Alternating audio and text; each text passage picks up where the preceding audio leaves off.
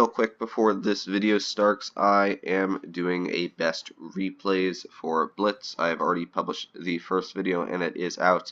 However, if you would like to become a part of this and see your replay in a possible video coming up, please send your videos to burningpeak30@gmail.com.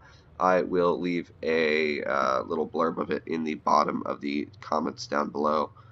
With my email, so just copy and paste my email in, put your replay, and give me a short description of what the game was, how much damage, and I will possibly feature your clip in my next video. Thank you. Hello there, World of Tankers. I am Blitz, and welcome back to another one of my videos. Now, this video is on the Tier 10 collector vehicle, the T95E6, which is currently in the stores with a 2.5% drop chance, which is terrible. Personally, I would say don't buy the crates, but if you still are going to, stay tuned. I'm going to go over the statistics of this vehicle, how to run it, and how to take it out if you see one on the battlefield. Now, starting off, this tank has a total hit point pool of 2,000, and when running the armor buff, I really wouldn't suggest to do it, but if you do put on the hit point buff, it gives you 2,120. The view range of this tank is 282.5, which is pretty good. It's not bad at all. And this tank has a damage per minute of 2,850. Now, personally, I do run calibrated, which brings your damage per minute down to 2,651, but it brings your penetration up 13 on your AP, which is normally 258, but it brings it up to 271, and with heat it brings it up to 374 when it is normally at 340, which is a very big difference.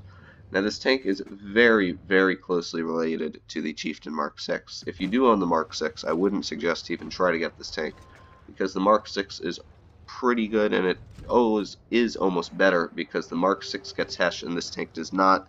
This tank only has 60 penetration with its HE, and if you run the pen buff, 66. The Mark 6 I think has 120 mil of penetration on its HE, and it's just a lot better at that. Now, the shell velocity of this gun is actually very good at 1067, which is much nicer than most tier 10 shell velocities, especially for a heavy tank. Now, the rate of fire is only a 8.4 second reload, which is very nice. However, since I'm running calibrated, you can see it brings up to 9.1, but that's not even a second difference, so I still would suggest to run that calibrated. Now, the aiming time is only 1.9 seconds, which is very nice. It's pretty quick, and the dispersion is pretty good as well at 0.326. The dispersion factors while moving are also very, very good. You can see here while I'm driving, you really don't have to worry about that aiming circle getting very big at all. And the gun depression on this tank is a great 10 degrees. As you can see, I am working this VK like hell. He really can't do much. And I'm going to flank around him and finish them both off with this amazing accuracy you are going to see. This tank has also 20 degrees of elevation, so it can elevate its gun as well, and the aiming arc is a fully traversable turret, which is expected. This tank goes 42 kilometers per hour forward and 15 backwards. However, this tank has one of the best power to weight ratios you can find at tier 10. As you can see, even going uphill, we're almost going at 30 kilometers per hour. This is a very quick tank. Even on a hard terrain, soft terrain, and medium terrain, it is still super quick.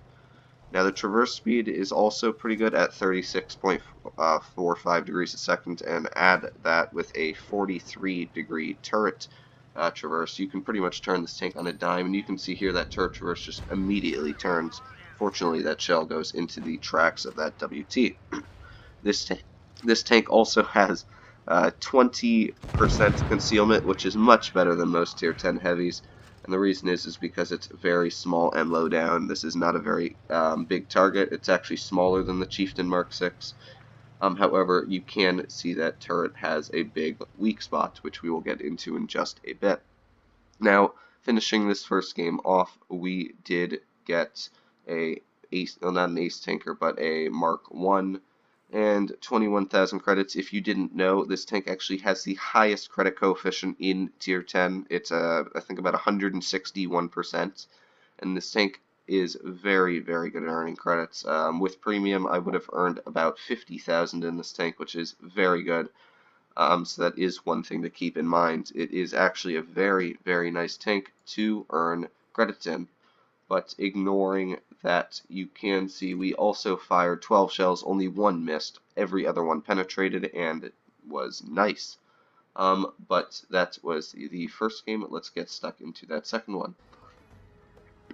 Now, first off, I am going to show a clip of the armor profile so that you know how to take out this tank, because this tank really is not tough to take out, but also if you want to know how to angle it. Now, you can see that the front plate is terrible. If you didn't know, this tank is actually based on a T95E6 hull, which is a tier 8 medium tank in the game. The front plate is only 223 thick. It still is armored, but it really isn't anything. And the lower plate is only 104. So just going to let you know now, if you do run any Hesh tank, shoot it in the lower plates. It'll go right through, penetrated, easy.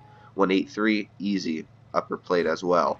You can pretty much run any Hesh firing tank and go right through that lower plate, as well as tier 10 tank destroyers if you do run calibrated.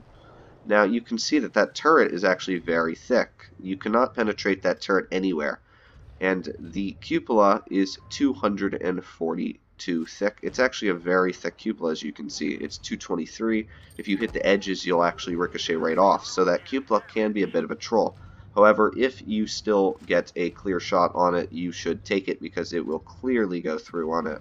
But it is actually armored, which is nice to know. Now, that little ball on the side of the tank actually says it counts as armor, but I have tested in a training room, and it will not penetrate if you shoot that, so do not worry about that ball. Now, the side armor of this tank is only 76 because it is a tier 8 hull, so it is very weak. You can be high explosive by pretty much anything, and the side of this turret is also pretty weak at 132 on the sides of the front of it.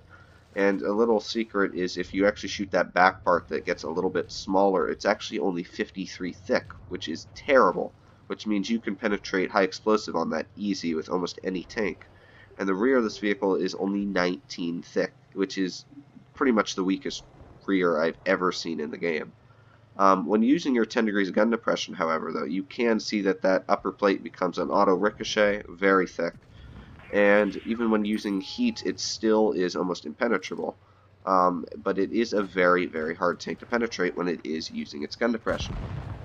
Now, the armor is pretty good, but I wouldn't rely on it. I would still run that hit point buff. So you can see, though, in this game we have done very well. 2,000 damage, only 800 blocked. As you can see, it still doesn't have that great damage. But you can see that this mobility is very sweet, as I was able to flank all the way around the map, cut off these heavy tanks, and now I'm going to hold them off.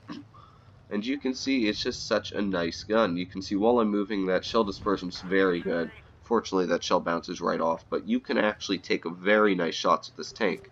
It is very closely related to that Chieftain mk6.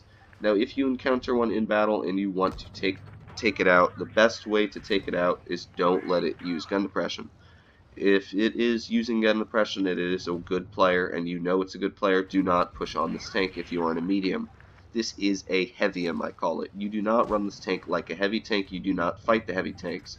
Ignoring what I'm doing here, this is only because these are the last two tanks left. You do not want to fight heavy tanks with this vehicle. That is not what it's meant for.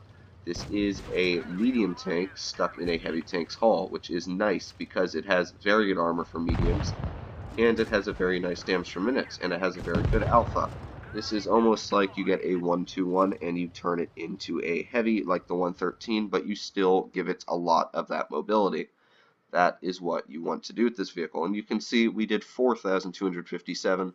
I was able to work those gun depression like a boss over at the Jagdpanzer, and you could see that heat penetration is amazing if you do run calibrated. I probably would have had a but tougher time without calibrated penning him in the side of the tank.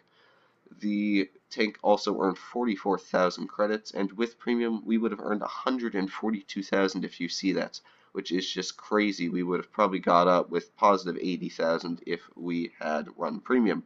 Not only that, but we did pull out the mastery in this game, which was very nice. And again, you can see this tank is actually a very nice all-round vehicle. I would suggest to pick it up, but the issue is it's in crates. So it's a really bad thing that Wargaming has done because it really screws us, the players. But I did plug in some of the numbers. If you were to open 66 crates, you have an 84% chance to get the vehicle. And that is not doing 2.5 multiplied by 66 because that would be over 100%. That is not how it works, but there is a math way to do it. And it gives you only an 84% chance to get it, which you would think is pretty high, but that's $240 spent. To get this tank with a 90% chance is $500. And that is only a 90% chance. You still have a 10% chance to not get the vehicle with $500. I know people that spend thousands of dollars trying to get these vehicles and they still can't get them, and it gets them very enraged. So do not buy this vehicle unless you really, really want to. I'd say maybe spend a max of $50 if you did want to buy it. But that's just my opinion. Thanks for watching my video. If you did like it, leave a like. If you didn't like it, please tell me why in the comments down below, along with a dislike. Don't forget to subscribe. Thanks.